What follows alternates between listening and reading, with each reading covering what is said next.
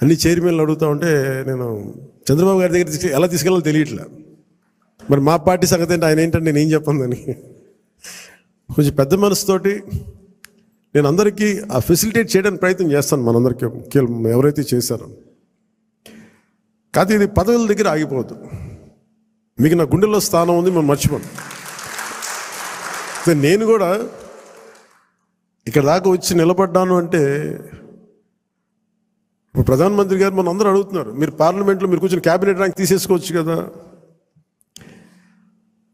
అది నేను ట్రాన్సాక్షన్ కాదు. నాకు దేశం మీద ఇష్టం. నాకు నచ్చిన నాయకుడు, మనకు నచ్చిన పార్టీ బీజేపీ తెలియదు తప్ప కూర్చోబెట్టి నేను ఈ పదవి నేను మీకు చేశాను కాబట్టి నాకు ఒక ట్రాన్సాక్షనల్ బేసిస్ మీద రాజకీయం చేయండి. సో మీరు కూడా ఆ విధానంలో ఉండాలని కోరుకున్నాను. ఎందుకంటే మీలాగా ఉంటేనే పార్టీకి నిలబడతాం. నేను చూస్తే భారతీయ జనతా పార్టీ విధి విధానాలు చూసి చాలా నేర్చుకోవాలి మనం. ఆర్ఎస్ఎస్లో ఒక ఫ్లోట్ చేసిన ఒక పార్టీ అది. సంఘ్ నుంచి చాలామంది నాయకులు వచ్చి నిస్వార్థంగా చేసి వెళ్ళిపోతారు. వాళ్ళు గుర్తింపు కూడా ఉండదు. జనరల్ సెక్రటరీ అవుతారు, నెక్స్ట్ మినిట్లో వాళ్ళకి మళ్ళీ కార్యకర్తలు వెళ్ళిపోతారు. Of course that's a great organisation like RSS. కానీ దాని నుంచి స్ఫూర్తి తీసుకుంటాం మనం. వాళ్ళు ఎంతసేపు ఆర్ఎస్ఎస్ ఎంతసేపు దేశం, సమాజం, దేశ సమగ్రత మీద ఉంటారు తప్ప వాళ్ళు చాలా నిస్వార్థంగా ఉంటారు. చాలా నిస్వార్థంగా ఉంటారు. ఎంతో కొంత వారి నుంచి ప్రేరణ తీసుకొని మనం కూడా నిస్వార్థంగా పదవులు వస్తే ఖచ్చితంగా మీకు వస్తాయి, తీసుకోండి. పదవి లేనప్పుడు కూడా అంతే కమిట్మెంట్తో పనిచేయాలని కోరుకుంటున్నాను. నేను అలాంటి వాడిని. పదవులు లేవు, ఏమి లేవు, డబ్బులు లేవు, గుర్తింపు లేదు, తిట్లు శాపనార్థాలు తప్ప ఆయన మనం చేశాం కదా. అందుకని దీన్ని కూడా మీరు దృష్టిలో పెట్టుకోండి. ఎందుకంటే అందరి దగ్గర నుంచి తీసుకున్నప్పుడు కూడా మన మహిళా నాయకురాల దగ్గర నుంచి కానీ నాయకుల దగ్గర అందరిని తీసుకుంటే అందరూ కూడా చాలా ఉన్నతమైన కీలకమైన పదవులు అడుగుతూ ఉన్నారు. ఉన్నాయి చాలా తక్కువ. కొంతమందికి పార్టీ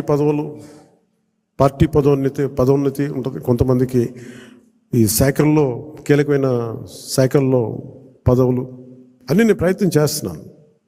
సో నాకు అవకాశం ఇవ్వండి. కొంచెం తప్పులు ఎక్కడన్నా ఉంటే మీరు కోప్పడకుండా హరిప్రసాద్ గారి దృష్టికి తీసుకురండి, నాగబాబు గారి దృష్టికి తీసుకురండి, మిగతా ముఖ్య నాయకుల దృష్టికి తీసుకురండి.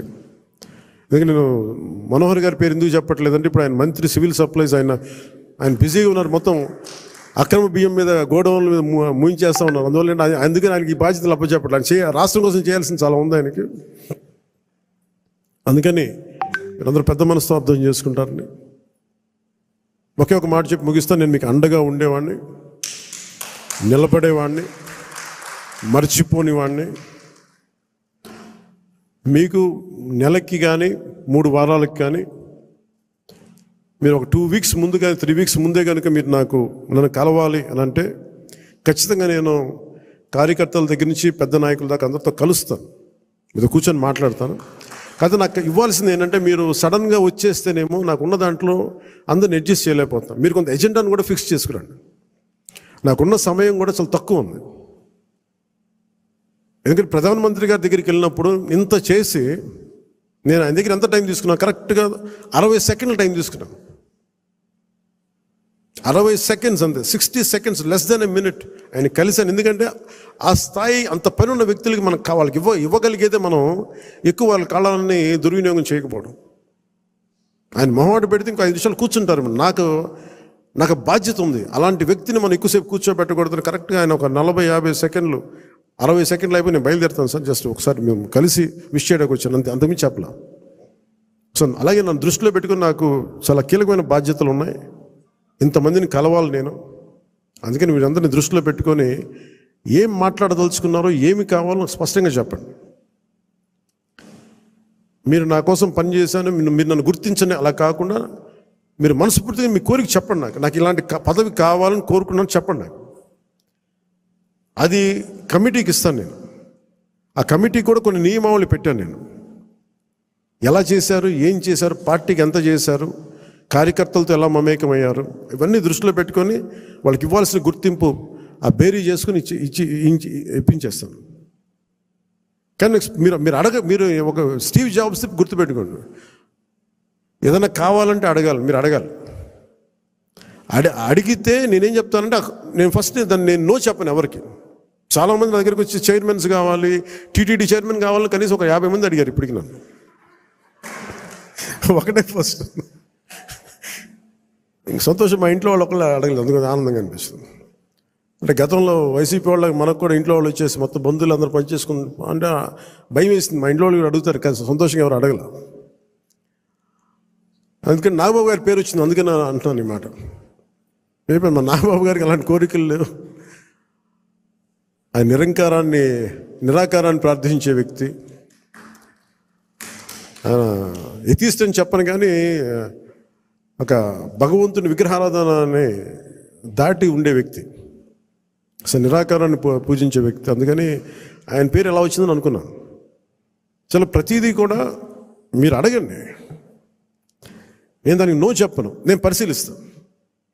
జనసేన మిత్రులు పవన్ కళ్యాణ్ గారు 21 సీట్లు తీసుకొని 21 గెలిచాడు.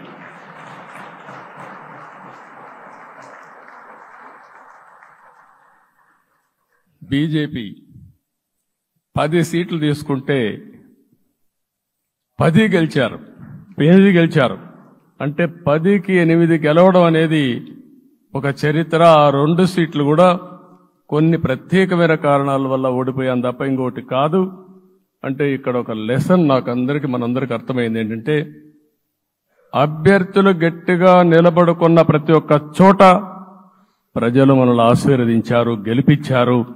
ఇదే ఈ యొక్క ఎన్నికల్లో మనందరం గుర్తుపెట్టుకోవాల్సిన ఒక ప్రత్యేకమైన విషయం. నేను చాలాసార్లు ఎన్నికలైన తర్వాత సమీక్షలు చేసుకున్నాం, కానీ ఇలాంటి విజయం, ఎలాంటి సాటిస్ఫాక్షన్ ఎప్పుడూ లేదు. దీనికి కారణం ప్రజలు మన మీద నమ్మకం పెట్టుకున్నారు. పార్లమెంట్ ఎన్నికల్లో కాదు, అసెంబ్లీ ఎన్నికల్లో చూస్తే 95,000 ఓట్ల మెజారిటీతో గెలిపించారు. గాజువాక 95,000 ఓట్ల మెజారిటీతో గెలిపించారు. ఈ విషయాలు నేను పవన్ కళ్యాణ్ గారు ఢిల్లీకి వెళ్ళినప్పుడు, పురంధేశ్వరి గారు వచ్చినప్పుడు, ఈ రాష్ట్రంలో ఇచ్చిన మ్యాండేట్ వల్ల ఢిల్లీలో మమ్మల్ని అందరూ గౌరవించే పరిస్థితికి వచ్చారు. మీ గెలుపు వల్ల ఈరోజు ఆంధ్రప్రదేశ్ రాష్ట్ర ప్రతిష్ట పెరిగింది, గౌరవం పెరిగింది. మనకు కూడా గౌరవం పెంచుకునే పరిస్థితికి వచ్చాం.